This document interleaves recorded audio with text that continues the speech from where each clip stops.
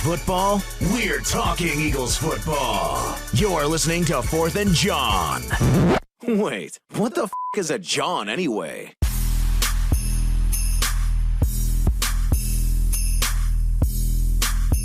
All right, this guy might steal a roster spot. This guy might lose a roster spot. What do you see?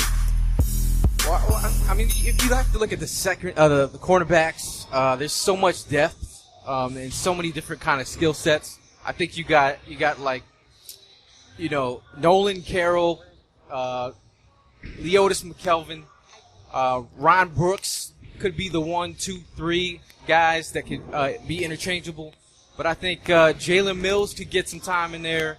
But I think right now with Schwartz, he's basically setting the tone with Ron Brooks and Leotis McKelvin. Those are guys that he's played with. Those guys know the system. He's comfortable with those guys in place right now. Those guys can show the younger guys how it's done. There's some guys have said, "Oh, where's Eric Rowe?" They haven't talked much about Eric Rowe, but I feel like they may be challenging him. And Eric Rowe could be a starter. Right now, it's early in camp, so sky's the limit for Rowe, I believe. Yeah, absolutely. And we want to remind you, if you were at training camp, I mean, there was so many people there. We want to get your opinions on it and what your takes were walking out of Lincoln Financial Field. So make sure you call in 215-515-2924. We'll get you on the air to express your opinions on training camp. Ziz, we were just talking about positional battles. What are you looking for? Because a lot of the defensive line is already set, right? I think we're going to be good on defense by the time we gel and everything. For me, the big position that I'm most worried about is where does it all start? We need a leader. Who's going to step up? We need the quarterback. And I honestly, I was a little worried today. I'm not going to lie. I thought I was a little bit smooth sailing. I was really worried watching Sam Bradford. He's not going to lead us anywhere. I call it right now. Carson, though, I really think, like I said, I think it's a good setup that they're setting him up. He's got the student mentality. I mean, they just gelled. If you watch the guys today, if you were there, just watching everybody, the guys were laughing with each other. It was a whole different feel. It was like they were bonding over stuff. Even afterwards, they're chit-chatting and everything. They just seemed to gel. So we need somebody who's they're going to trust, going to put the ball in their hands, and he can trust them too. And I'm just a little worried, though. I feel like the defense is in good hands because not only do you got a good defensive leader in Jim Schwartz, he might not be the best head coach ever to live, but he's an excellent defensive coordinator and a leader of those men, somebody who can get those men hyped up. On a defense with, honestly, a lot of leadership as it goes. First and foremost, Malcolm Jenkins. The old man was out there playing safety. He's going to be next to McLeod. So that position is set, but the leadership is already there. The linebacker position, you got Hicks, you got Kendricks, you got question mark. Who's the leader at linebacker? Defensive line, obviously, you've got Fletcher Cox as your leader. But I keep bringing it back to the Andy thing because it's so similar to the way Andy ran his camp and the way Andy ran his team. On the defensive line, you had Hugh. At linebacker, you had Trotter. In the secondary, you had, a lot of them. Troy Vincent, Brian Dawkins. I mean, those were 3 defensive leaders in 3 phases of the defense. They're all set. Who's your leader on offense right now? We don't have. We have a subtle leader in Sam Bradford. Sproles is going to step up big time. They're going to utilize him. He's going to roll. And Sproles is going to have to step up. I don't trust Sam Bradford as the leader on this team because I don't need a dude who's going to lead when he's got guys cornered in the shower. That just seems a little creepy.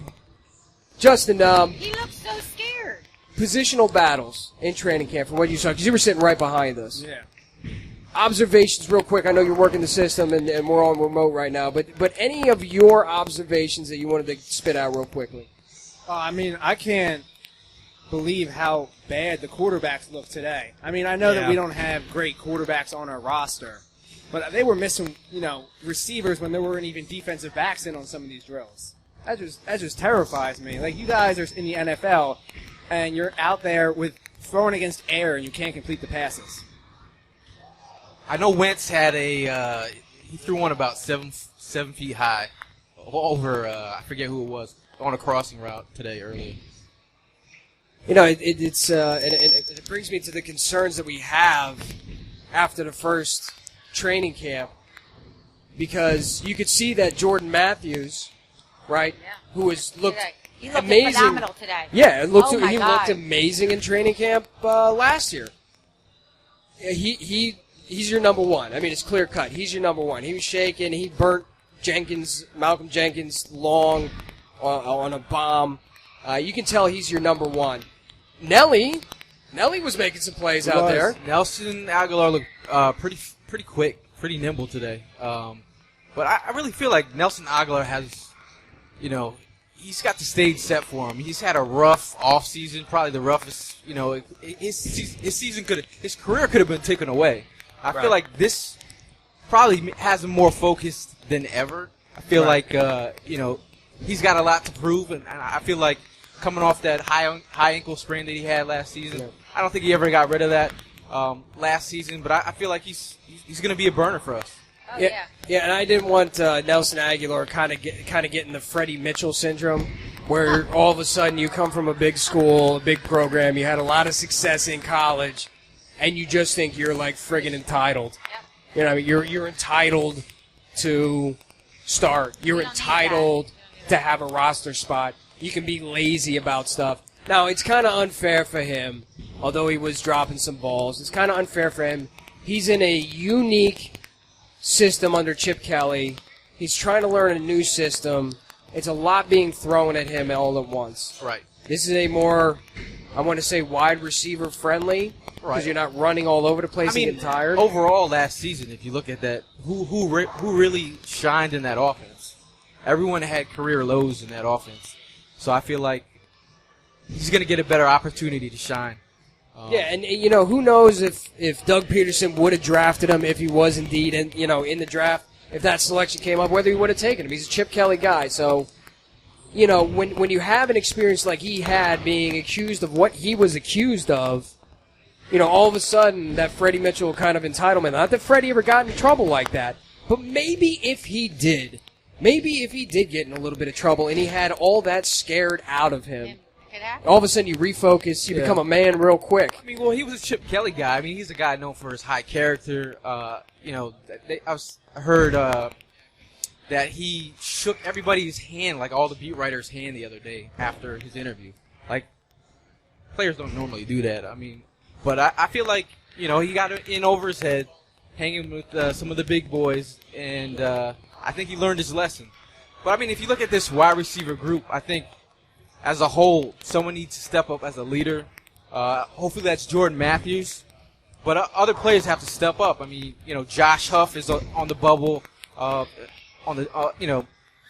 Between Ruben Randall, Josh Huff, who's going to get more playing time? Chris Givens. But somebody's got to step up this year.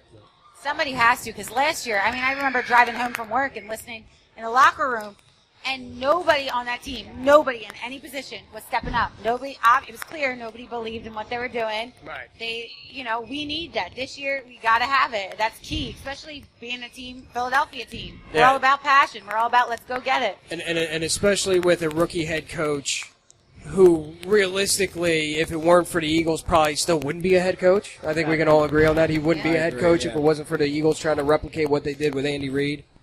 And I'll ask you guys one more question, but again, this show is supposed to be very interactive, and we want to make it as interactive as possible.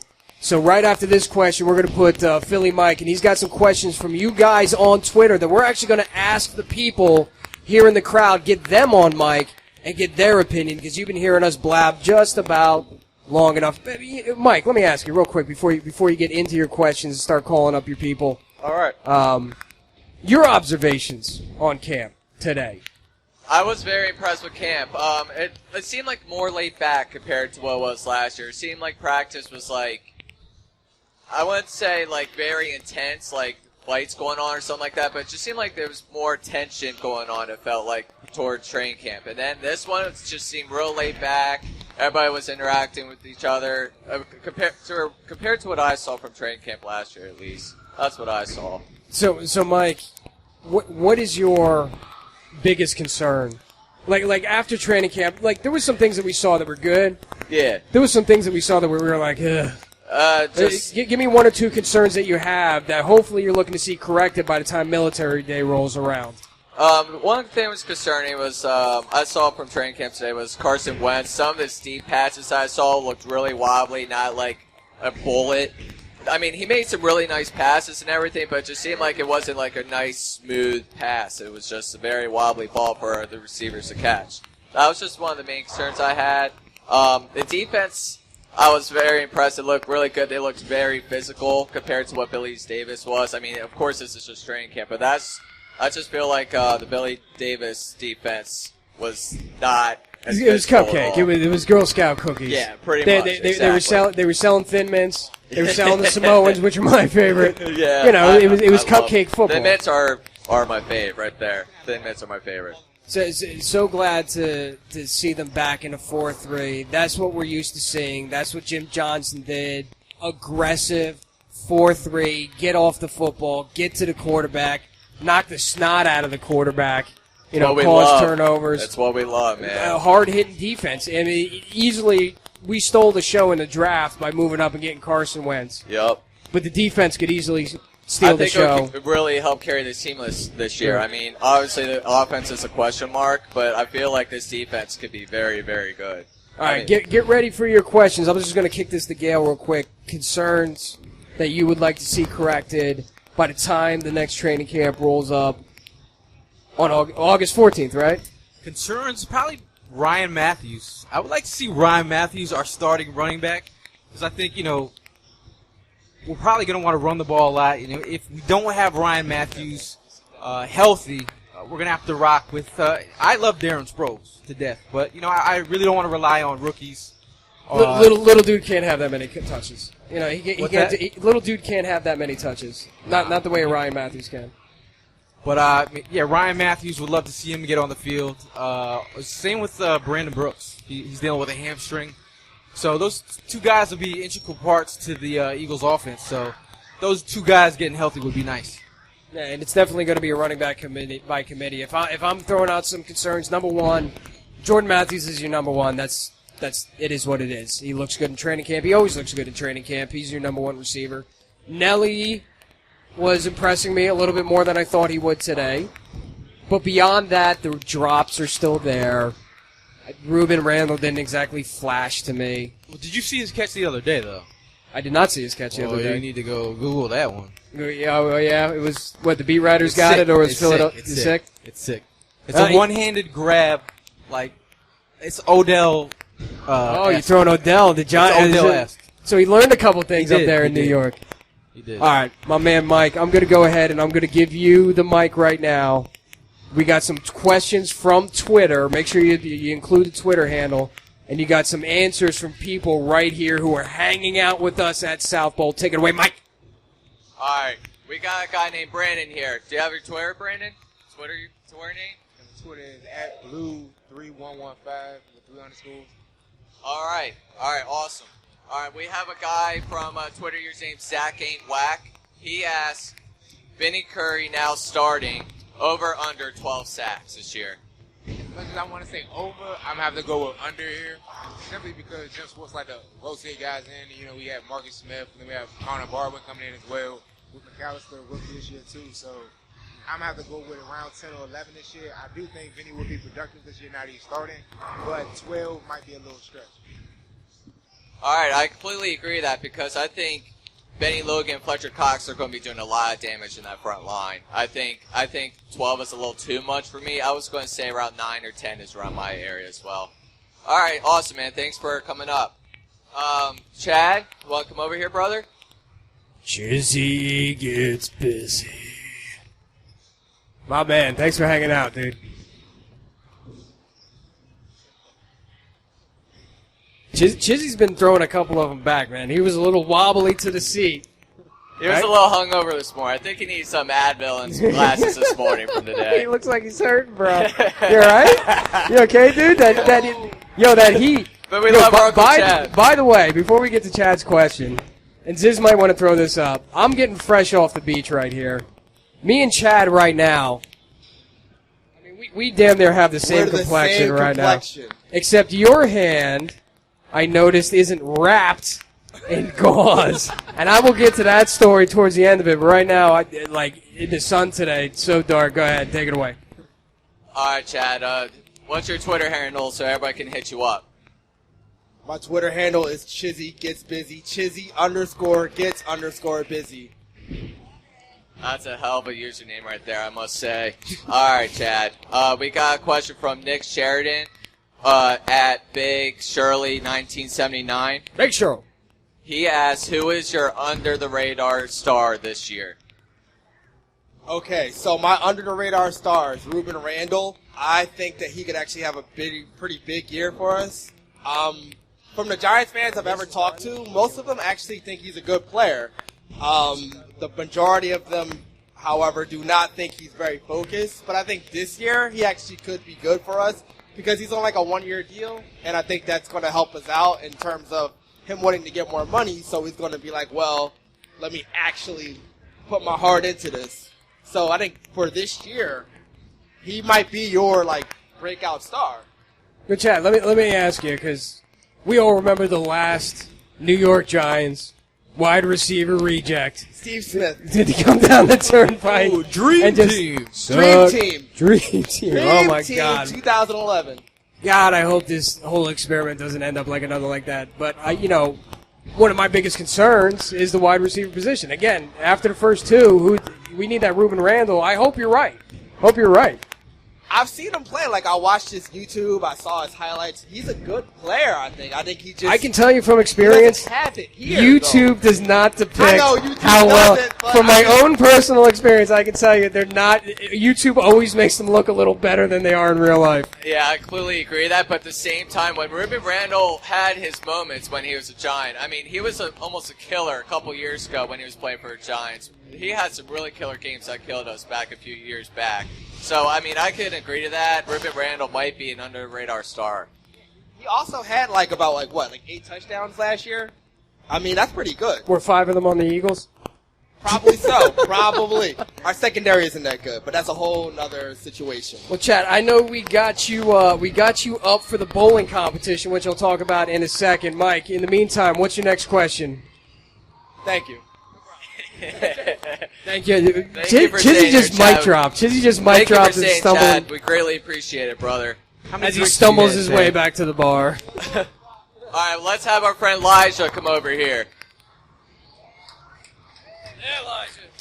That's right. Tell him how long you drove here. Standing ovation for Elijah right now. Dude, he deserves it. Yo, tell him how long it took you to even get here. Tell the people. Tell them. Preach. It took us 6 hours to drive from northern New York to get to Philly. Clap it up for that. Clap it up for that. What's guys, Hashtag dedication. You better clap for that. What time did you get up this morning, my man? I never went to bed tonight, or last night, I should say. I'm still up since 11 o'clock yesterday morning. So you're on like a Chad bender right now. Yeah. You know it. All right. What kind of drugs all about football here for me. You got it. So go ahead. Hit him with the question from Twitter. All right, Elijah. We got a question from our good friend from Twitter, Tom Ariso. He's a great guy to follow on Twitter, by the way. If you want a guy that knows his stuff on Twitter, Tom Ariso is a great guy to talk to. All right. He's asked, speed of the NFL, even practice, is revved up a few notches. How did Mills, Smallwood, and some of the other rookies look like? Well, as far as speed goes, they look okay. Smallwood, if I remember correctly, ran about a 4.70 at the combine. I don't really think he's going to be the Blazer. He's not the Chris Johnson take the ball to the outside type or anything. He's a lot more of a physical running back than people give him credit for. I think we'll see him taking the ball up the middle of the line a lot and doing things like that. He's proud of it. He's a good blocker as well. As far as Jalen Mills, if I remember correctly, he ran about a 4.55 or a 4.6 at the combine. He was partially injured at that point in time. He does have some speed to him at corner. He's also got some feistiness like we saw this morning. Oh, my God. Almost took a guy's head off. He did, yes. And you know he's trying to get our hearts with him with that green hair that he's trying to do. So. That defense of ours could use a little bit of personality like that, I think. Absolutely. Now, whether or not he can hold down that spot remains to be seen, especially in Schwartz's defense where he's leaning towards his other players that he has had with him at the other stops a little bit right now anyways, to start with at least. But as far as Eagles team speed, I think if we're looking for team speed this year, you're going to have to look for a guy like Chris Givens to step up and make the roster. Yes, sir. He's got that deep ball speed that we've been missing since Deshaun got kicked off the team. If he doesn't make it, I think what we're going to have to really hope for is that the Nelson Aguilar that we all thought we were getting last year shows up this year. I truly believe Aguilar's problem last year was he got injured early in the year and never recovered from it. Combine that with Chip Kelly's offense and all the problems they were having the rest of the year, I don't think we got to see the true Nelson Aguilar. I think you look at that one play we had in preseason, if I remember correctly, it was against Green Bay, where the ball was thrown high and behind him. He jumped up, snagged it, spun around, took the ball 25 yards to the end zone. You saw his explosiveness right there. That was the last time any of us saw it all season long for the most part. Dude, let me ask you something. How can you complete this many coherent thoughts back to back to back with this little sleep? I mean, you should be hosting the show right now. You're doing a better job than I am. Well, I tell you, man, I eat, sleep, and breathe football. It's on my mind 24/7. Yeah. I do it all the time. That's always what I'm thinking about, writing about, dreaming about, you name it. So absolutely. Eagles addiction. I love it. Once again, put your hands together for this guy. Come on, man. Driving 6 hours from northern New York. I know there's some other people that drove down as well. Let's go. Do we got? How many more questions do we got? We got one more question. If anybody wants to know, my Twitter handle is @tweet74. There you go, my brother. Thank you so much for stopping by and hanging out with us. Cheers to you, my friend. I owe you a beer. You are very welcome, and I'm glad to do it anytime you need me. You got it, bro. You got it. All right, we got another question. All right, Donnie. Why don't you come over here, buddy? Donnie.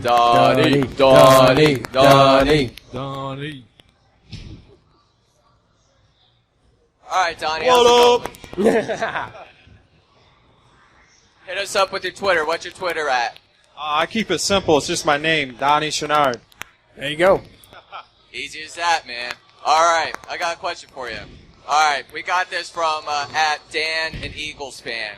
Oh, he's a great Photoshopper on Eagles Twitter, by the way. That dude, Dan the Eagles fan is a bundle of trouble right there. He's a beast with Photoshop. He It's is. not even funny. He is. All right. He asked, my question is, who do you guys believe is the best player on our defense besides Cox and Jenkins? All right, I'm going to go with a very underrated player, under the radar type of guy, Beanie Logan. I think he's going to be balling out this year. This is his last year on his contract. He just saw what his buddy there, Fletcher Cox, got paid. So he's going to ball out this year, stuff that run, and you're going to be surprised on what kind of contract he might get come next year. So that's who I'm going to say is going to be our next superstar on our defense. And can you imagine? I mean, let's say that's true, and I do hope you're absolutely correct. Let's say you have a Vinnie Curry on the outside, a Brandon Graham on the other side. Those two in the middle. All right. So let's say each tackle's taking one defensive end out wide, right? You got to double Fletch. Yeah. All right. That's just a given. You can't one-on-one that guy. So you're gonna have him double teamed, and then Benny's gonna be one-on-one on the inside. Can you imagine him beasting? I mean, if he has a quick twitch and a quick get off the ball and is driving dudes back. We're spin moving them? Yeah, I actually think that I haven't looked it up or done any research on it, but I'm pretty sure Beanie Logan is a bigger guy than Fletcher Cox, weight and height. So with his power pushing back and a true pass rush and just stuffing that run right up the middle, I think that's going to be his big thing is the run stuffing, and that's what's going to make him have a good contract come next year. And if you've got a couple of good run stuffers in the middle, it all of a sudden makes the wide nine, which is primarily designed to eliminate the pass, to get after the quarterback. If you can have dudes in the middle that run stuff, like all of a sudden you have a complete defensive line right there. Yep. Yeah, you're gonna see a complete defensive nine, or a real defensive nine, wide nine concept this year as opposed to what we tried to do. The Jason Babin wide nine. Yeah. Yeah. It didn't work. It didn't work because we didn't have the right people in the middle.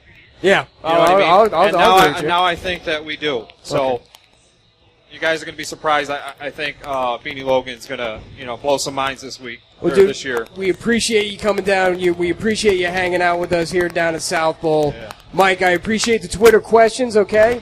I think right now we're going to run the contest, and my girl Ziz, she's going to be the referee. Our friends at Philly Faithful, who is one of the best T-shirt designers and T-shirt makers of Philly sports T-shirts in Philadelphia, has been kind enough to give us 2 of their own to give away as prizes today. Now, being as we're down at South Bowl, we decided to go ahead and take a lane. We got 2 T-shirts to give away, right?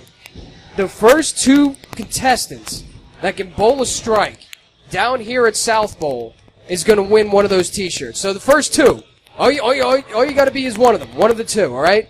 We got our Amber, Duval, Marissa, and Chad going at it on the lanes. I'm going to have my girl Ziz referee the thing, make sure everyone's playing legit. I'm going to have my man Mike, I'm going to have my man Mike put some Twitter video up of the bowling competition, all right, and see who walks away. Bowl-orama. It's so interesting. Like, first of all, Justin, like doing this podcast on the fly in September was going to be difficult enough. Of course, Justin has to throw a complete screwball at us. Like, let's do it live. Let's do the first one live on remote in a bowling alley. But we couldn't be happier that he set this entire thing up. It was a little bit of a curveball. There was some technical difficulties. We apologize for going a little late. But just real quick, Justin, explain what goes into, like, putting on something like this.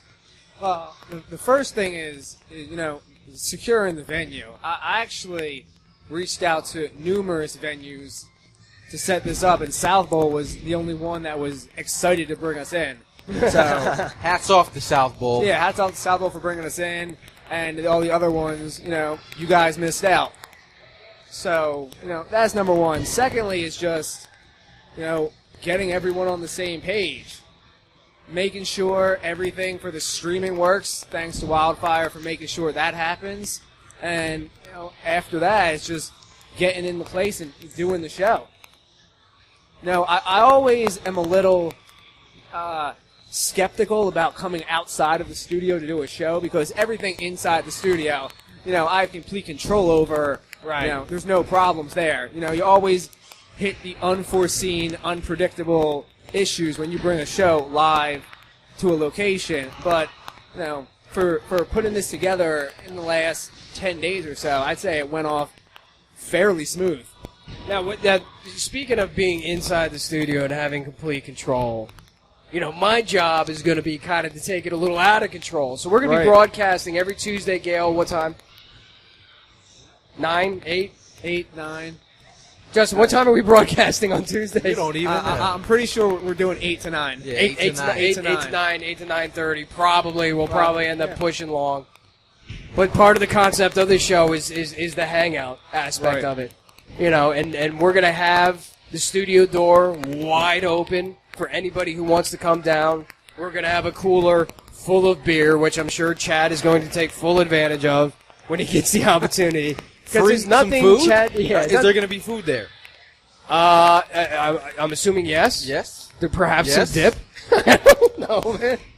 Listen, everybody is going to get a free beer. More free beer. We'll have something for you. We'll have something for you there. Just make sure you come down. And we'll also have you get on mic. Again, the people who are here at South Bowl live with us right now, the people who are on Twitter asking the questions, again, want a completely interactive show. But, Justin, while you're here with us, I want to kind of swing the topic of conversation to expectations. Yes. Because we always go into a season, just like we went into Lincoln Financial Field today, with an expectation of what we are going to see and what this Philadelphia team is going to look like. Coming off in a very disappointing season with a very unique offensive and defensive structure, going to a head coach, but we basically went from a coach with head coaching experience but no NFL experience to a coach with NFL experience with no head coaching experience. So coming off that and switching offenses again and switching the defense back to a 4-3, there's been a lot of talk about the record. All right, what do we look? Staying competitive. What's the record going to look like? What are we looking at here? What's a reasonable expectation for this team going into this 2016 season? I mean, I think a safe bet would be to go 500. Go 8-8. the offense, in my opinion, doesn't have a lot of star power, if any star power, on the roster. In the NFL, you have to score points. The defense isn't going to be able to bail you out every game. Now, I hold our defense in higher opinion than most people do. I think it can arguably be a top 7 to top 5 defense in the NFL, especially in the middle of the thanks, Joe. In the middle of the season. MVP Joe with the water. The offense isn't anything. So, you want your quarterback to be able to win you 3 to 5 games a season, easy himself. You're going to need some luck. You're going to need a couple bounces to go your way. You need a special teams touchdown here, a defensive turnover there when it's profitable for you. But I don't have a lot of faith in Doug Peterson, to be honest with you at all. Really? I really don't have a lot of faith in. Now that stems from he has no experience. He has nothing to go off of. Right. Now it's hard for me to judge something that I have nothing to judge it with. But this is fair. This is true. When I heard what he said about the channels with the play call, that terrifies me.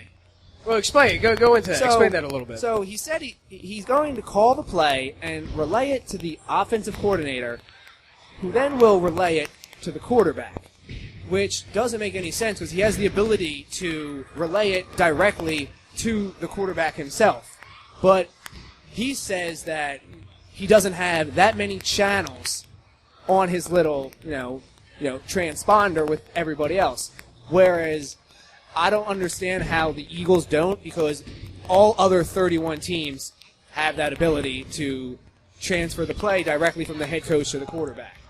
Now, meanwhile, while Doug Peterson's transferring the play to this guy and to that guy and to somebody else, we're watching this 40-second play clock tick down and hit 0. I'm really worried that if Doug Peterson runs and calls the plays like he said he won't, he's been adamant that he wants to call the plays, you could be looking at a lot of delay of game penalties as an offense. So you think he has a touch of the Andy-itis? A little game management absolutely issues? What did he say? Well, what did he say at the end about the last possession or the last couple drives of the Chiefs Patriots game? Yeah. They were already losing, and said, "Oh, we didn't want to give the ball back to Tom Brady." That's a little concerning. But you're already losing. I'm gonna give him the benefit of the doubt. I think we are harping on that heavy. I'm gonna wait till the season starts to see a real drive happen.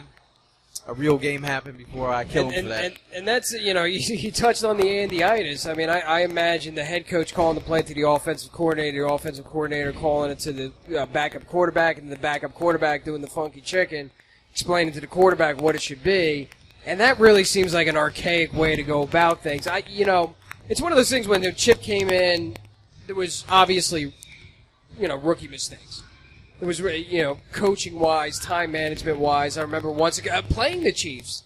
They blew something going into halftime where they had the opportunity to kick a field goal or capitalize on something, and he just made one of those I'm a college coach rookie mistakes. I'm sure Doug Peterson, while not having as many of them because he has NFL experience, you're going to have to go through the bumps and bruises with the guy. I just hope it doesn't cut into the time management quite the way that it did with Andy, and I firmly believe, which in the end cost us a Super Bowl. So Justin's saying 8-8. Gail, reasonable expectation for this team this year? I'd say 9-7. A lot of people may be downing this team, but like Justin was saying earlier, I do have high expectations for this defense. I really think the defense is going to hold us down. I think Sam Bradford is going to be better than others expected. We have a Sam Bradford coming off a season where he's actually healthy. He's going to have his legs under his feet, and he can trust his legs. I do think we're going to be 9-7. I don't think that's too high. I'm just positive Eagle fan. Like, I try to stay positive, but I'm not the Super Bowl guy. But I think in this division, NFC East is not the NFC Beast. It's the NFC least these days. So 9-7 is not out of question at all. So 9-7 last year towards the end of the season. 9-7 was one of those things that you could be 9-7 and win the division. Right. So based off it, Justin, 8-8 ain't going to win the division. It's not going to get you to the playoffs. You're just looking at giving the Browns whatever mid-round draft pick in the first round that you got. 9-7, Gale. Do you have an opportunity to win a division? Now, do we have an opportunity to win? I mean, at 9-7, you have to assume it could be a tight race. It could. I mean, 10-6, I'd say it gets you at least the division. The thing about the NFC is you have no chance at a wild card. You have to win the division, and that's going to require you. I mean, probably to have at least a winning record with at least 9, maybe even 10 wins. Now, a lot of people are giving love to the Cowboys because Tony Romo's back and playing. Fat Tony Romo. Yeah, I mean their defense. You can. It's like a wet paper bag. You can run right through it. I'm not worried about them. I don't have any faith in the Redskins whatsoever. I don't care that they won the division last year. They're nobody. And outside of Odell, not scared of the Redskins at all. No, not at all. No, okay, not at all. All right, you like that, don't you? You like that. And I mean, outside of Odell, what do you get excited for with the Giants? They panicked with their first round draft pick this year. They really didn't want to take that kid Apple. You know that. What they wanted was to try to figure out why Laramie Tunsil kept dropping. That's what they wanted. And they hesitated, and they picked that kid Apple. They did, they didn't need a defensive back necessarily. I don't think it was any mystery why he was dropping. It was the giant bong mask. Yeah, but I mean, you got to pick him bong up. Mask. This is where we need the sound effects. We need that bong rip sound effect. And we'll get there when we get back in the studio. We'll be all right. We'll be all right with that. I'm going to give you my answer. And here's my answer, and it's the God's honest truth. To me, it doesn't matter what the record is this year. It really doesn't matter what the record is this year. What matters is year 2, year 3. Because year 1, you implement the system, right? You see what you got. You're brand new. You're trying to implement and teach your system. Which, if it's anything like Andy Reid's system, it's a West Coast offense which takes time. There's verbiage. There's different route running. There's a lot that goes into this hybrid West Coast offense, right? Then you're trying to form this, Jamal Charles sort of, thing that they got going on. You're trying to get the defense back to a 4-3 after having that cupcake, again, Girl Scout cookie selling 3-4 Billy Davis bullshit defense. It takes time. So year 1, you implement the system. Year 2, you start to perfect the system. You start bringing in the pieces that you feel you do not have. And that's, whether that be, listen, we need a strong side linebacker, whether that be we need more depth at the receiver position. What are we doing at the other guard? I need me a Jamal Charles. I need me that all-purpose back. Maybe that Smallwood. You have to assess a lot of things, what you have on your roster. And then the most important part is you have Carson Wentz. And there's nothing that would make me happier than seeing the Eagles be competitive and maybe reach that 8-8, Justin, or maybe reach that 9-7, Gail. With Sam Bradford under center for all 16 games, which would then allow you to flip Sam Bradford, being as you don't have a first-round pick next year, flip Sam Bradford for whatever you can get, which quite honestly, at best, you're getting a third-round pick for him. Right. That's assuming he has a Pro Bowl season. You mean Sam Bradford? Sam Bradford. You could get a second. You might even get a first, depending on how well you go. You'll never get a first for him. You'll never get second round. Even a second if is he balls out. See, the thing is, it's one of those things that, all right, what's the money look like? How long are you going to give Sam Bradford? Like if you look at the deals for like Carson Palmer, all right, when Carson Palmer was traded, it wasn't that for like a couple of second-round picks or something like that.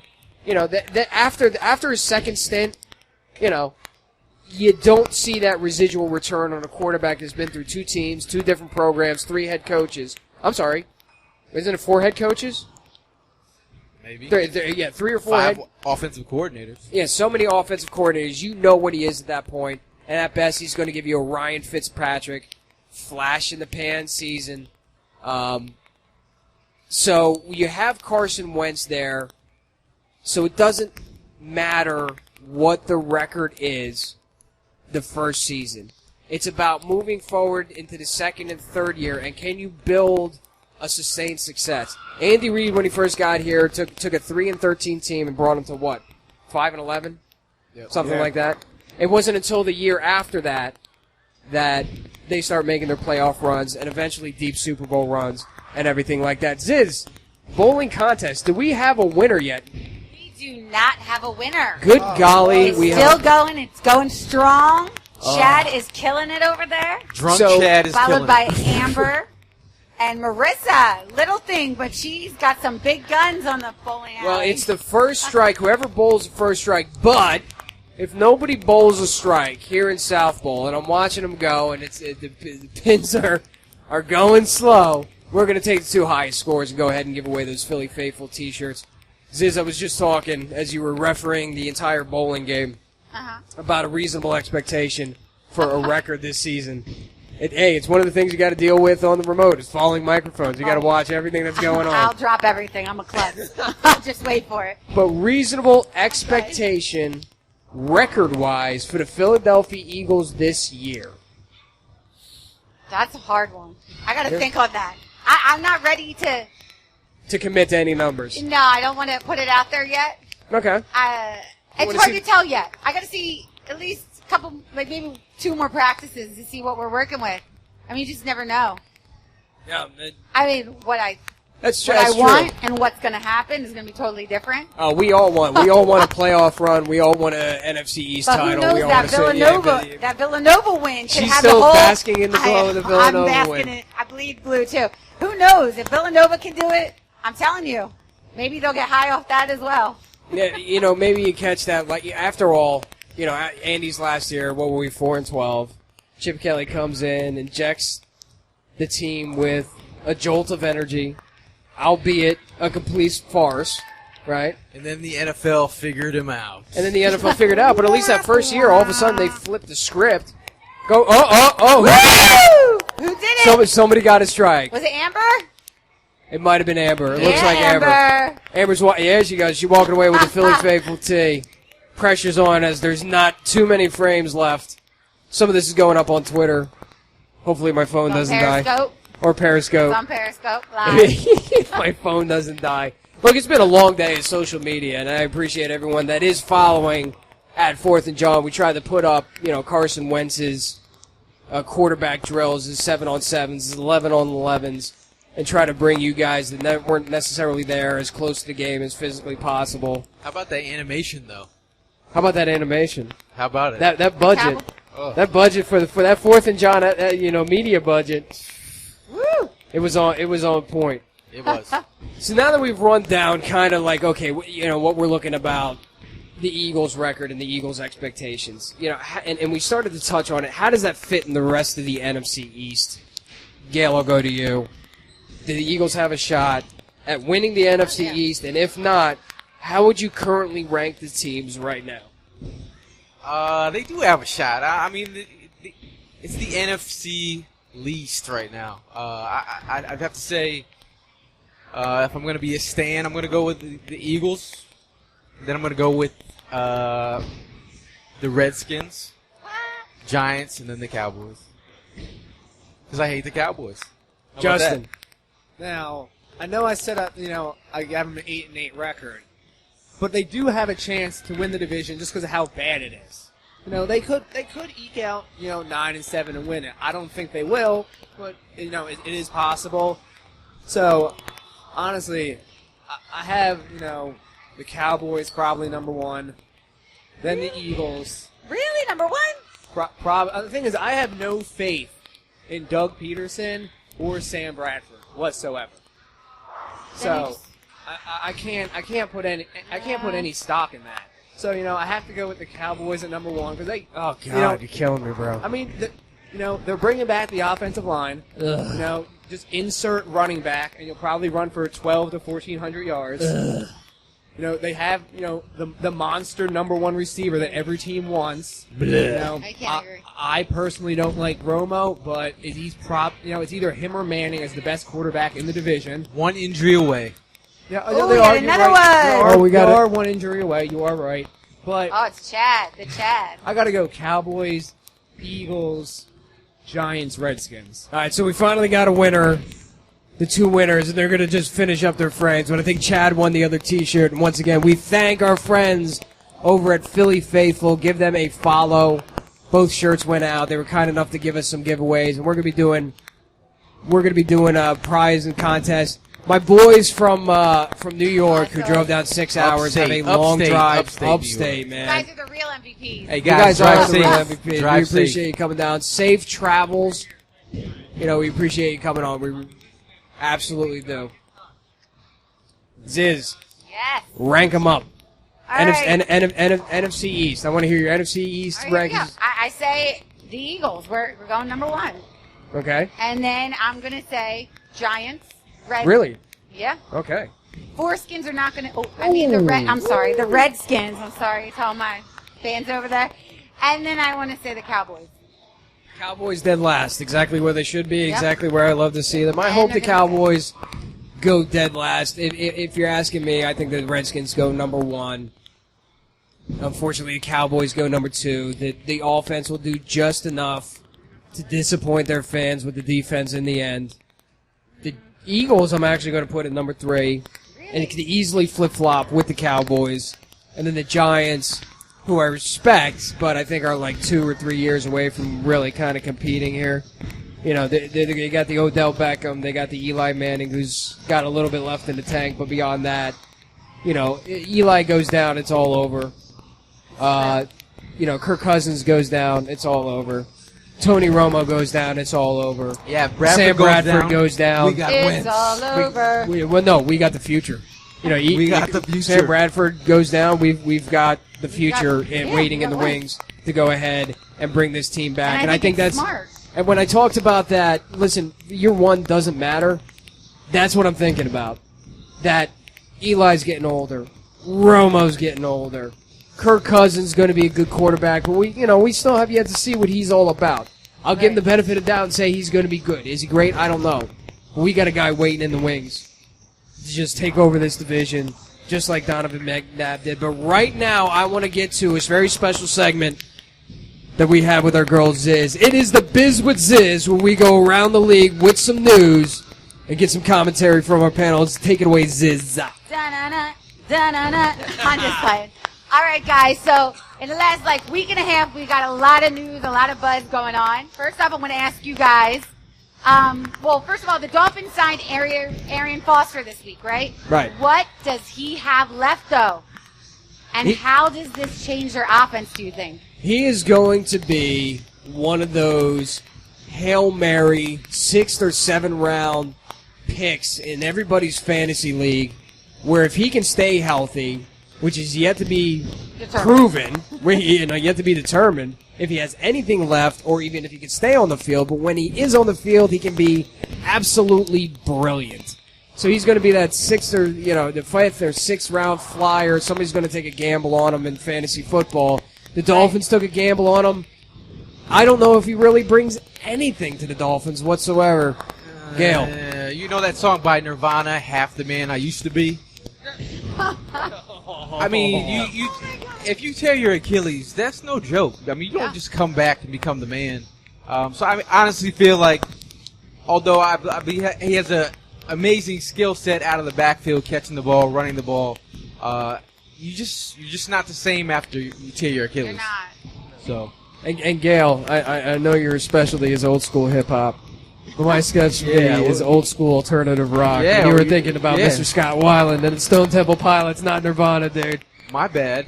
See, I'm out of my range there. Yeah, we got Gail talking alt rock, man. This is a problem right here. See, I googled Half the Man I Used to Be, and why? Because that's what I just came to my head, and the first thing That- that that's popped what- up that's the one- that said Nirvana. It said Nirvana right here. Can you? Did it really? Maybe I'm thinking of it can't be a Nirvana song. 'Cause I'm half the man. That was fucking Stone Temple Pilots, right? Dude, I can rock that. Don't Jackie's Somebody giving me this Google look that. right now. Like, what do you? Half the Man I Used to Be. Is that Nirvana or Stone Temple Pilots? Jackie.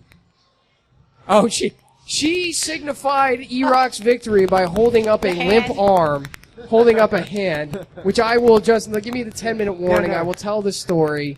I will tell the story later. But Justin, go ahead and give me something on Arian Foster. I mean, I really don't think he brings anything to the table for the same reasons that you guys mentioned. I've never really been much of an Arian Foster guy, so. But like Gail said, tearing your Achilles is no joke. And now he's with Miami. They already have a good running back. They just brought him in for depth. I don't really see Arian Foster bringing anything to the Dolphins. Gail just burned me real bad. It is Nirvana. He just pulled it off. Half the man I used to be. He burned the DJ. Lyrics. Oh, wow. He burned the DJ. Listen, I'm not spinning Nirvana. Thank God. Thank God. Yeah, I'm not spinning old school Nirvana or Stone Temple Pilots or any of that. Pretty versatile. Half the man I used to be. I really thought I had Gail on that. Now I look like a total fool. All right, take it away, sis. Give us another biz. Give us some more biz. Here's some more biz, guys. The Chiefs. Well, let me ask you. Did the Chiefs make a mistake by not signing Eric Berry to a long-term deal? For me, I'd say yes.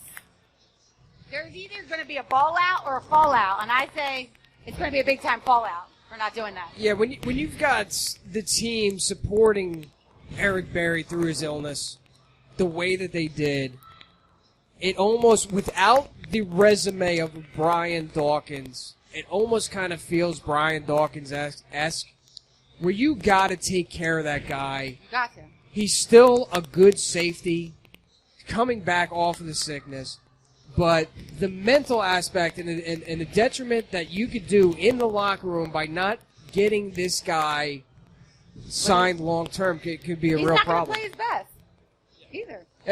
No, he's not. And he's a no-show for training camp. Yep. I mean, he's a veteran presence, and also, coming back from what he came back from and playing lights out. I really, it could be a business decision for them. Long term. They're thinking long term here, but a business decision. But again, going back to the Brian Dawkins thing, what he means to the organization exactly. Is bigger. And not for nothing, but Andy Reid doesn't have a very good track record when it comes to replacing safeties that were good and then they didn't have any more because of money. Yeah. That makes sense, right? The Kurt Colemans, the friggin' Sean Constantines of the world. What's the other guy's name? Macho Harris. Oh, Jesus. Macho Harris. All right. Yeah. Ooh. Biz, hit us with some more biz. All right, let's talk about the Jets. They surprised us all with a last-minute move to lock up Mo Wilkerson. But what about this whole Fitzpatrick thing? What do you think about that? Did they sign him? He finally got paid, huh? I don't know for how much. It's one of those things where you will get that veteran quarterback that has that flash in the pan. He has the wide receiver talent around him. If the defense can be a Todd Bowles defense and just be good enough for them to win, there's enough offensive weapons on that field where all they need is a game manager.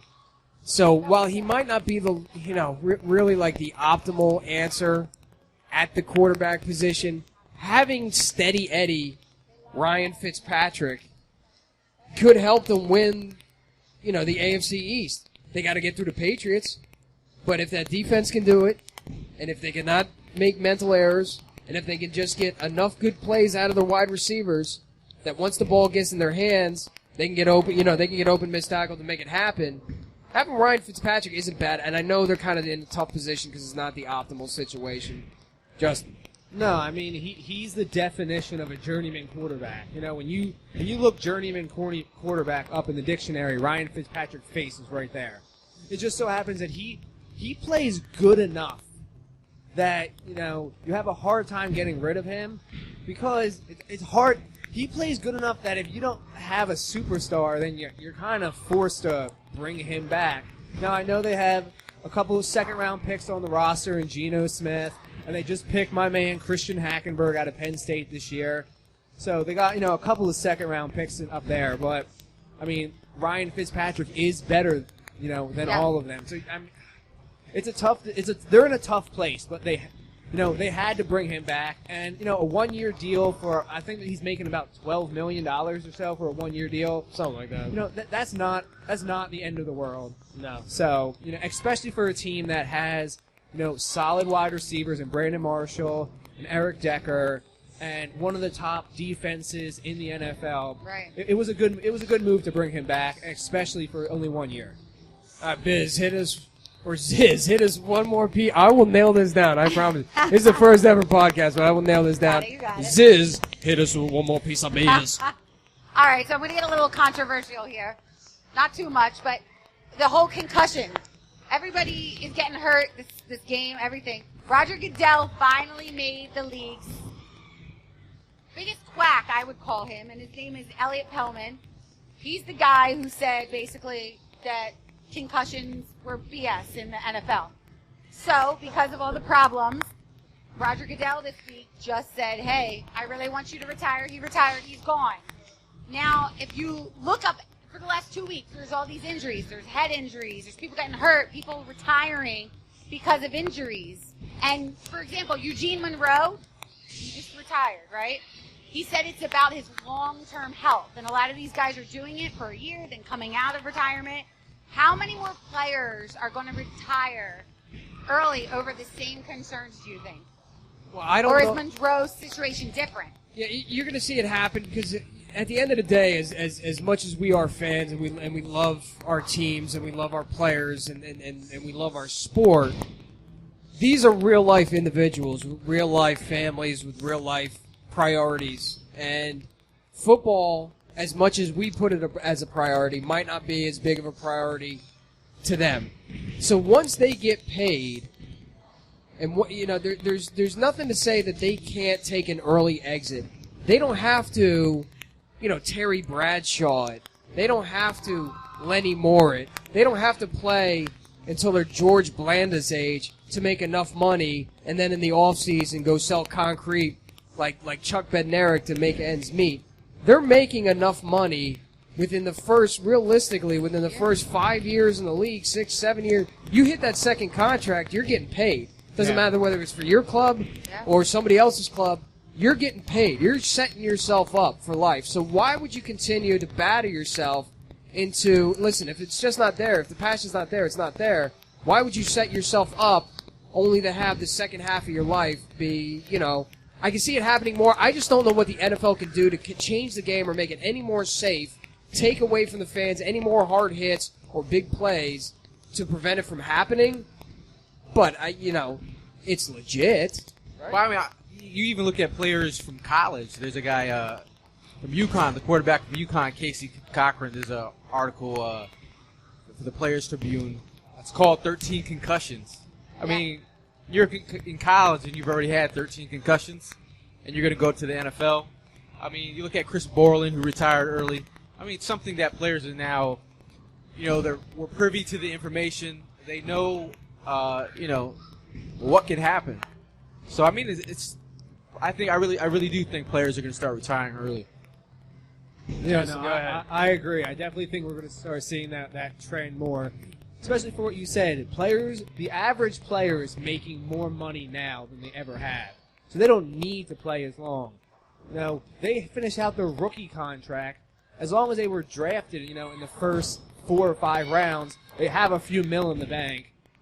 More players than ever are finishing their degrees to do something else after they're done football. They have the income to do whatever they want to do. So, yeah, I definitely think that's going to be trending upwards. We're going to see more and more players leaving, especially the upper echelon players like the Calvin Johnsons saying, I just don't want to play anymore. The Patrick Willises.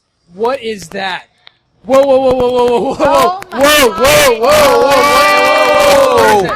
Get It's that a thing out of Jackie. Are you out of your mind? Stingray. Oh my God. Are you serious with That that? is epic. I am having flashbacks right now. Are you kidding me? That's Oh wrong. my. Okay, so There's Jackie no just flashback? ran in the South Bowl with a Cold-blooded. Oh my God. I'm shaking right now. Jackie just came into the South Bowl with a giant inflatable stingray. All right, listen, we got like 3 minutes left. 5 minutes left. I'll explain the story.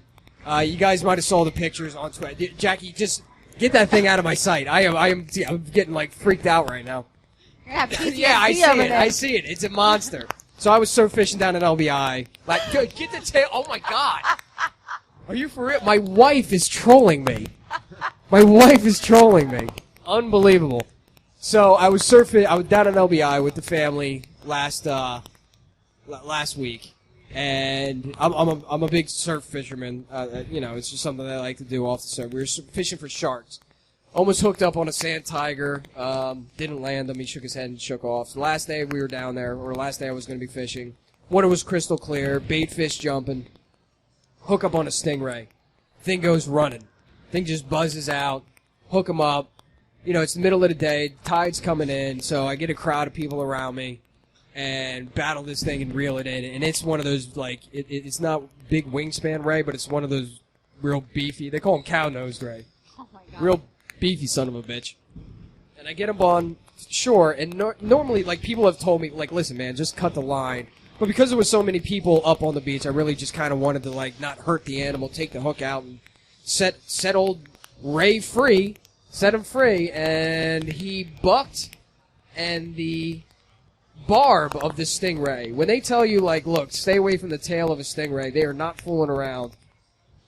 The barb of the stingray went through my hand, in through the bottom, out through the top. There's pictures on my Twitter, at the Mighty EROCK. There's pictures floating around of the injury. We basically, all of a sudden, the thing's thrashing around. I have to move my hand back and forth with it because I thought it caught my glove. And then all of a sudden, I see the back of my hand, the thing sticking out the back of my hand. Long story short, we cut the tail off and had to go to the emergency room with the stingray's tail still attached to my hand after about 15 to 20 minutes of it being in my hand. When it first initially happened, it hurt, but whatever. I'm all tatted up. Let's pause for a second. Did you cry, bro? I did not cry. No tears. I did not cry. I did not pass out. I'm not ashamed to admit I get real wheezy. No man tears. No, absolutely none. And I was I was proud of myself when it was happening. I was like, all right, we're calm, we're cool, collected. This is happening. Your adrenaline kind of takes over. Calmly, hey, pop. Listen, get the knife. We got to cut the tail off this thing. Cut the line. So after about 15 minutes in the hand, the most excruciating, the venom's going up my arm. This thing has bacteria. It's got venom. It's poison. It's a freaking fucking stingray, man. It's a stingray that Jackie just brought in here and freaked me out again with. I have post-traumatic stress over this goddamn stingray. Who knows? Your arm might be like the kid's. So then the doctor had to basically corkscrew style pull it out of my arm. I'm all gauzed up. People on Twitter have been calling me JPP Rock right now because I look like JPP after the accident. But it's going to take about a month to heal. It was one of the more painful things that I've ever gone through, but it is certainly a good story. And I know we're wrapping it up here at South Bowl. Well, we're happy that you're live, though. Yeah, at least I didn't Steve Irwin it. It would only happen to you, though. Only happened to me. It's a great fishing story. I fought the sea monster, and the sea monster died. But I'm walking away licking my wounds, man, and I'll be happy to come back with it. Yes. And so right now what we would like to do is thank everybody for being here at South Bowl. Thank you. Philly Mike for doing the social media stuff. Chizzy Get Busy, still tweeting away. Hope that T-shirt fits you. Everybody that was here, everybody that answered a question. Chad. Stop drinking, Chad. Stop drinking. Put it down, Chad. He won, though. He won. He did win. Now it's a celebration drink. he's giving me the stank eye. What's up, Mike? I swear to God, Chad's the mayor of Eagles Twitter. Just in my opinion, I think he's the mayor of Eagles. Are they going back and forth in Eagles Twitter right now? Well, man, Justin, for setting up this remote on such short notice after Eagles camp. I know we wanted to come in and talk some Eagles. My brother from another mother, Gail Saunders. Me and him planned this thing out from the start.